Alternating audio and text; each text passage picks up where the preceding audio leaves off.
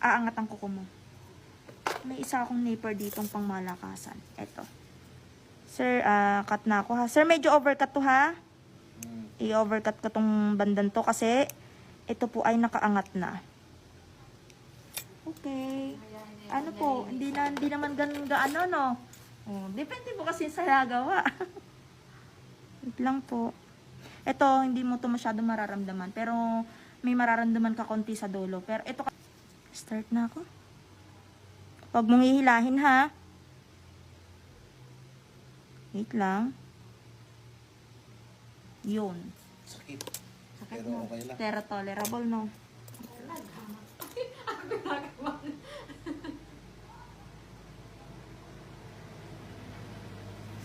Ayun, no? Lumabas na po, oh. Ingrown? Sir, nakaano na, sir? Ay, oo. Sobrang dikit na. Wait lang, ha? Ihiwalay ko lang, sir. Ihiwalay ko lang. Masakit kasi sugat na siya. Hindi, nagkalamad na siya sa ilalim. Nagkalaman na to sa ilalim.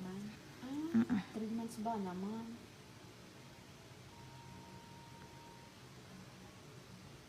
Ayan na, sir, ha? Tiis lang. Ayan na. Ayan na. Ayan na. Ayan na. Tiis lang. Parang ang sarap. Na matanggal. Ayan na. Success ka. Galing naman. Boogs. Puta. Ah, tingnan mo. Oh, ang Ah,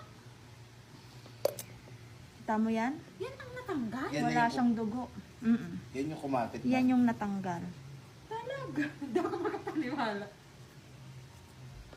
Kaya nga, sir, sabi ko, sa mga marurunong kayo magpatanggal. Hindi siya Oh, basta-basta. tinan mo. Gaan na, no? Gaan na. Wala na masakit. Wala na, oh. Tinusundot ko nga, eh, oh. Eh, grabe. Mas masakit yung tuli. Oo. Kaysa dito. Ano lang kayo? Dali mo yung Ito lang yung kinat ko sa gilid. Ito yung nakabaon sa dulo. Hindi ko alam, nagaganutin mo pa. Oh, bubunutin. Kailangan yun. Para hindi Kaya maputol. na. Grabe ka. Ano? Mm. 3 months. 3 weeks? Ay, 3 months, no? 3 months. daw.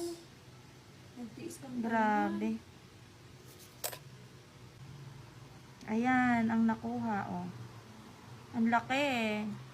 Buong buo, sir, ah. Wala ka naramdaman parang tumunog sa ilalim, no? Naputol, no? Buong buo kasi.